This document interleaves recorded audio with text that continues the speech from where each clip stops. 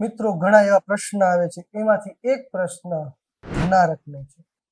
જ્યારે સૂર્ય, આમ તો દર મહિને સૂર્ય એક એક રાશિ બદલતો હોય છે, એમ જ્યારે ધન રાશિમાં સૂર્ય આવે ત્યારે ધનારક છે એવું આપણે કહી શકીએ. ધન રાશિનો સ્વામી ગુરુ છે, તો ગુરુની રાશિમાં જ્યારે સૂર્ય આવે ત્યારે ધનારક થાય છે.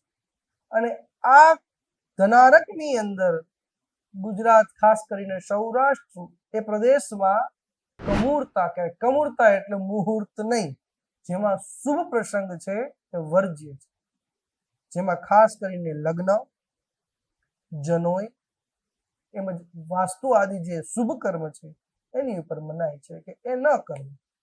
હવે આ ન કરવા તો શું કરવું? તો આ ગાળા દરમિયાન ગુરુની રાશિમાં સૂર્ય હોવાથી તમે જેને માનતા હો, તમે જેની પૂજા કરતા હો, તમે જેને ઈષ્ટ માનતા હો, ચાહે શિવ હોય, ચાહે સૂર્ય હોય, ચાહે ગણપતિ હોય, ચાહે માતાજી હોય, ચાહે વિષ્ણુ ભગવાન હોય, આ શિવ પંચાયતનમાંથી કોઈ પણ દેવને આપ માનતા હો એના જપ કરવા. તમને જે મંત્ર ફાવતો હોય, તમારા કુળદેવીનો મંત્ર હોય, તમારા ઈષ્ટદેવનો મંત્ર, એના જપ કરવા, એ જપનું અનુષ્ઠાન કરવું અને પછી એનો આપ હોમ કરી શકો છો.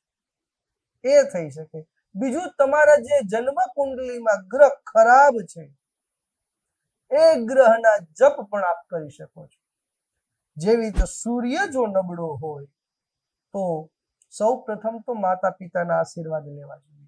દરરોજ પ્રાતઃકાળ ઘરની બહાર નીકળો એ પહેલા માતા પિતાના આશીર્વાદ લઈ સૂર્યનારાયણને અર્ઘ્ય પ્રદાન કરી અને પછી બહાર નીકળવું. એનાથી આપનો સૂર્ય પ્રતિભાવાન થશે. સૂર્ય પ્રબળ બનશે તો આપને યશ અને માન મળશે. જો ચંદ્ર નબળો હોય તો ચંદ્ર માટે થઈને સોમવારને દિવસે સાંજના સમયે ચંદ્રનું અનુષ્ઠાન જપ કરવા.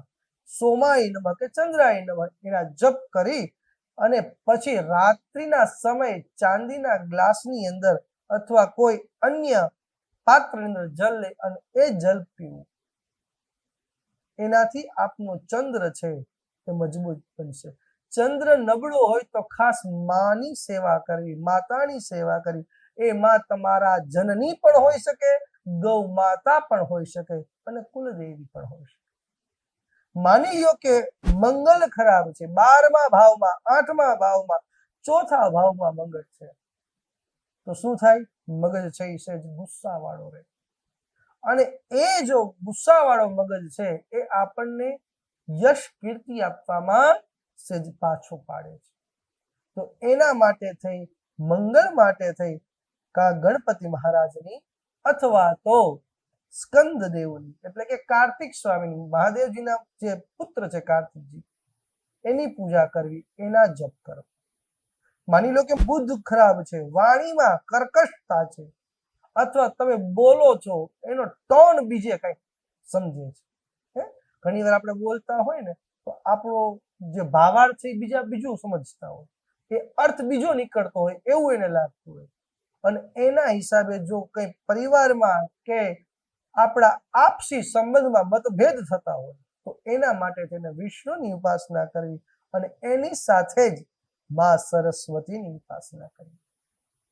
માની લો કે ગુરુ ખરાબ છે તો ગુરુ ખરાબ હોવાથી મેદસ્વીતા વધુ આપે અથવા સેજ ભારેપણું, ઘમંડ પણ આપે.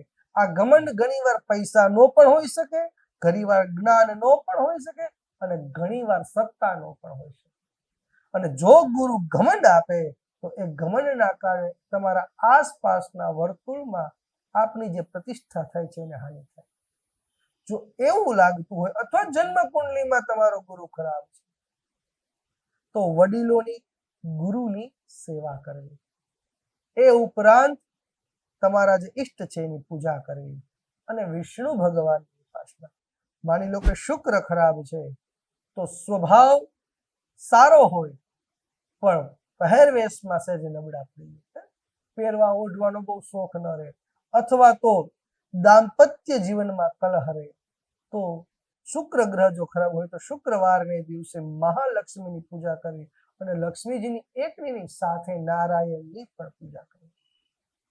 જો શનિ ગ્રહ ખરાબ છે આપનો તો શનિની પૂજા કરવી, એના માટે થઈ અને કોઈ અંત્ય જે છે એને કોઈ સારો પહેરવેશ પોશાક અર્પણ કરવો, એ રાજી રહે એવું કાર્ય કરવું, તમારી સાથેના જે આસિસ્ટન્ટ છે તમારા એને રાજી રાખો અને ખાસ કરી અને ન્યાયથી કાર્ય કરો.